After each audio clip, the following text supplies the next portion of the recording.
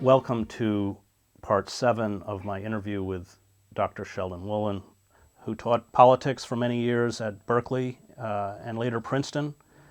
He is the author of several seminal works on political philosophy, including Politics and Vision, Democracy Incorporated, and a book on Tocqueville.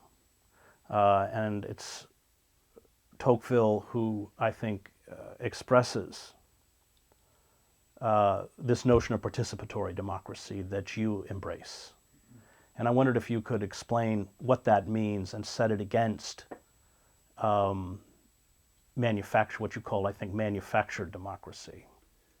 Well, Tocqueville discovered he didn't invent the notion, but he discovered the significance of viable local self-government, and he insisted that that a democracy, if it were to avoid the pitfall of becoming a mass democracy, would have to zealously protect and nurture these smaller groupings, whether they be municipalities, religious groupings, or economic groupings of one kind or another, but that these were the major forces for offsetting the drive of modern power towards concentration and control.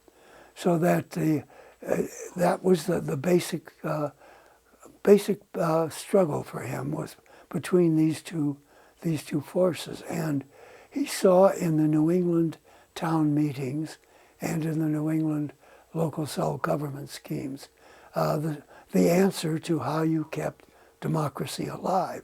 You kept it alive locally, and that the effect of keeping it alive locally was to dilute the significance of majority rule at the national level. Tocqueville feared majority rule because he thought it meant uniformity of belief imposed by the power of the majority. I think he, in a certain sense, may have overstated that and paid insufficient attention to the role of elites. I think that in some of his later writings, especially when they were concerned with France in the 1840s. This is Ancien Regime. Yeah, I think he became aware that there was a problem with that, and that the old regime's system of corporate bodies had to be carefully thought through, because they could easily become simply vested interests, and so that there was a lot of unfinished business in Tocqueville, and I think it's very important in understanding him that you recognize it. But I think that his definition of what participatory democracy is one that you embrace. Yes, it is, and I think that the common thread I think we both share, if I can put it that way, pretentiously, that we share the notion that the problem is centralized power, Right. And that centralized power has assumed, because of scientific and technological developments, has assumed a quality of menace that it simply didn't have before. Before, it was simply the power of a central government in its army and in its bureaucracy to sort of enforce its will. But now it's much more than that. It's the ability to shape and direct society in a fashion that's much more of a lockstep thing than was ever conceived by Tocqueville. And this was Lenin's genius, and that as a revolutionary he understood that. Yes, he did. Yes, he did. And it is at the same time the tragedy of Marx, because he both understood the Lenin point of view, but he also understood the point of view of more participatory kind of institutions.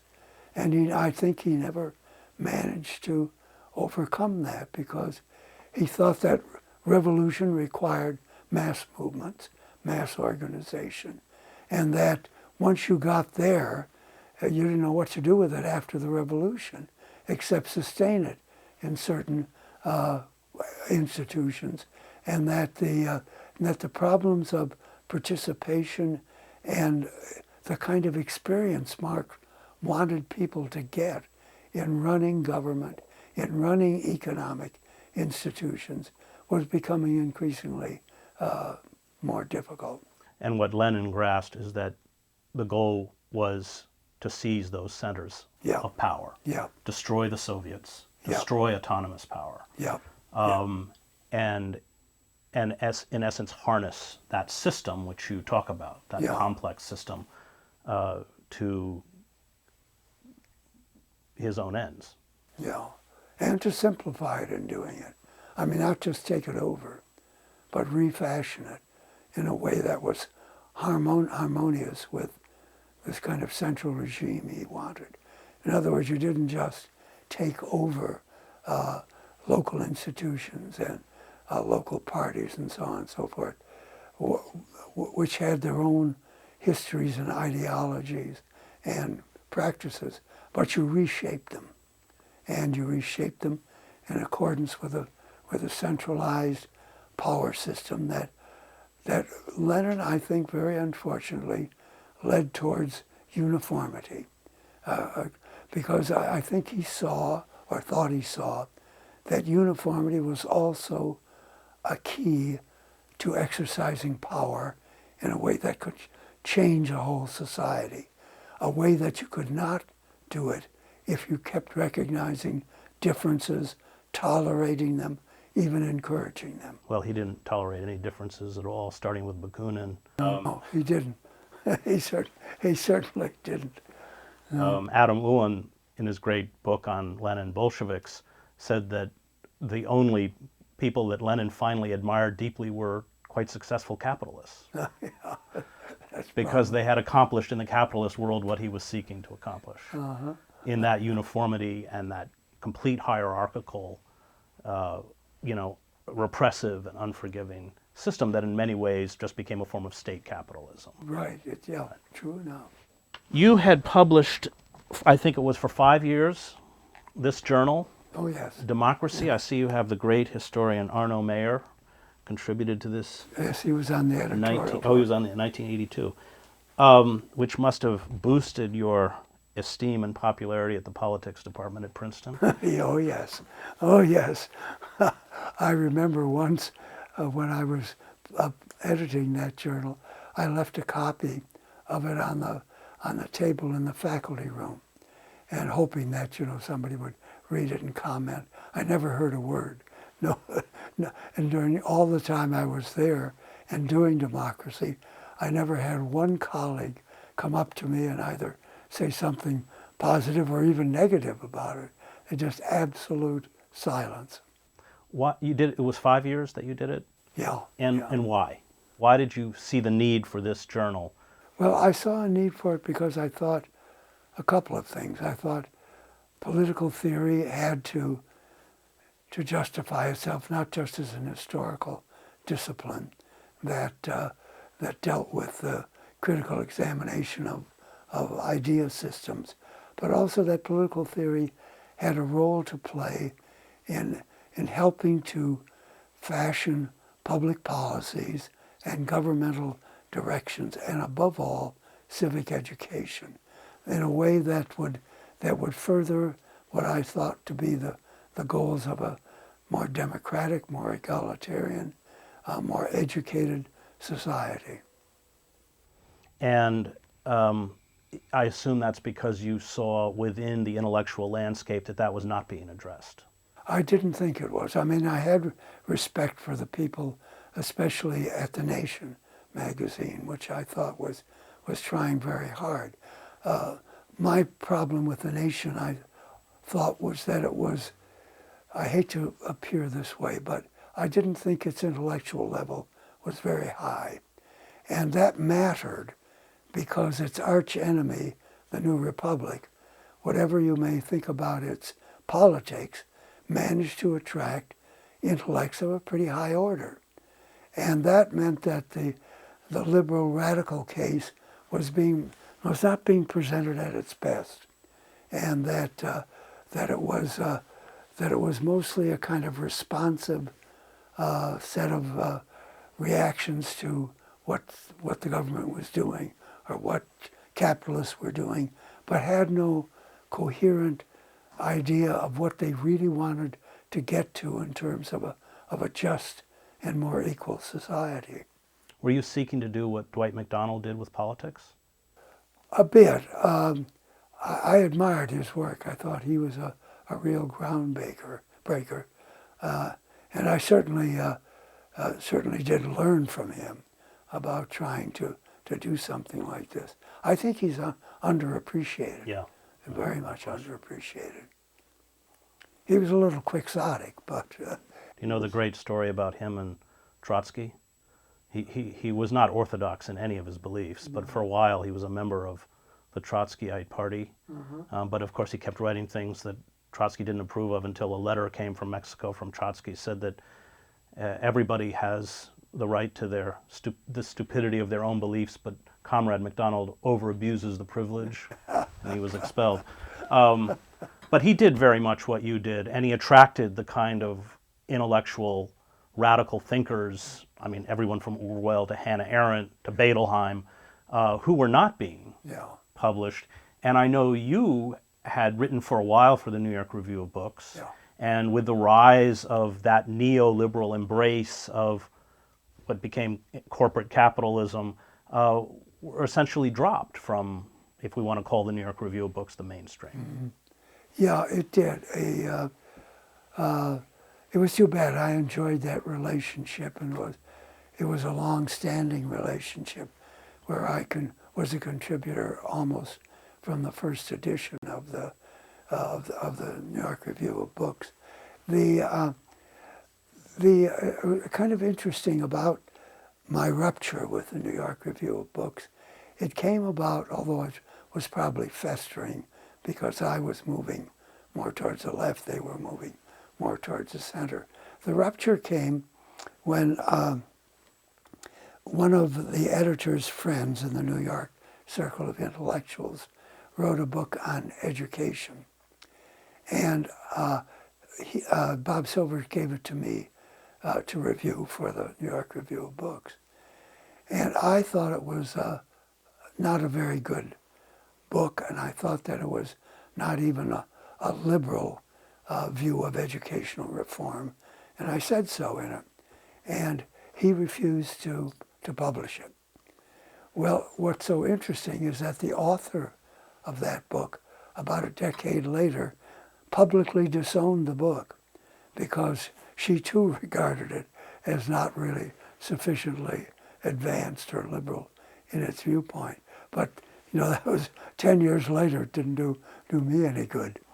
But the relationship was good while it lasted, and I certainly owe Silvers a great debt in giving me a chance very early to write for a large audience.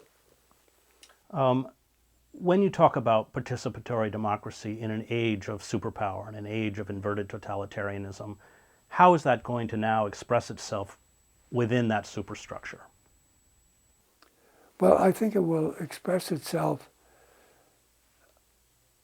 I guess the answer I would give is that precisely it doesn't express itself. I think it's shaped and it's allowed only the outlets that are conceived to be consonant with the purposes of those in power, so that it's not autonomous anymore in any significant sense. We have to keep realizing how difficult it is to get ideas into the public arena now for any significant audience. It's becoming more and more a matter of a few outlets, and if you should, for one reason or another, become persona non grata with any of those outlets, then your goose is cooked. There's no other way to go, so that there's a kind of, I think, hidden sort of force. I don't want to call it censorship. That's too strong. But there's a kind of hidden force that kind of makes you think twice about how far you want to go in pushing a particular point that is at odds with either the existing notions of the powers that be or the existing notions of the opposition. Which is called careerism. It is. And it's a powerful force. It is indeed. Both within the media, within academia, Yeah. and coming from the New York Times culture, you learn not so much how to lie, you learn what not to say, Yeah. what not to address, what questions not to ask. Yeah, I'm sure that's true. I'm sure it's true. I used to get a taste of it at Democracy, even when I was editing it, that there were certain taboo matters. Did you look at the Occupy movement as a form of participatory democracy? I did to an extent, yeah. I think it had certain healthy significance. I think it was kind of under, I hate to sound this way, but I thought it was under intellectualized in the sense that it didn't express, seemed quite unable to express its own fundamental beliefs in a kind of coherent way that could really grab the country's attention. I think it was very strong on tactics and actions of that kind, and kind of weak in terms of its ability, as I say, to formulate in some kind of broad-based way its own system of beliefs. But it was at least a place, a physical place. Oh, no question about it. I think it's been grossly underestimated in terms of its importance. And the trouble is, when it doesn't get recognized for its importance, it gradually loses that importance because people forget about it. And it's too bad. I mean, memories are so short these days anyway, but the way it sort of disappears and seems to leave no noticeable mark is a really tragic aspect of our politics today, because people sacrificed, they were thinking, and they were trying to achieve a laudable end. And they were ridiculed and abused and so on. It's above all forgotten. And the state physically eradicated their encampments. Yeah, it did. No, it's a bad chapter, and I hope someday somebody writes it as a cautionary tale. Has true participatory democracy become, in the age of inverted totalitarianism, subversion in the eyes of the state? I'm not sure it's quite reached that point, because I think the powers that be view it as harmless. And they're smart enough to know that if something's harmless, there's no point in sort of making a pariah out of it. So that I think they're capitalizing on the sort of short attention span that people, especially people working, have for politics, and that it would soon go away and run its course, and that if they could contain it, they wouldn't have to really repress it, that it would gradually sort of shrivel up and disappear. So that I think it's been a deliberate tactic not to continuously engage the democracy movement intellectually, because that's a way of perpetuating its importance. Instead, you surround it with silence and hoping, and in the modern age with good reason, that memories will be short. And you use cliches in the mass media to demonize it and belittle it. Indeed. Thank you very much. Stay tuned for our final segment with Professor Wolin on revolution coming up. Thanks.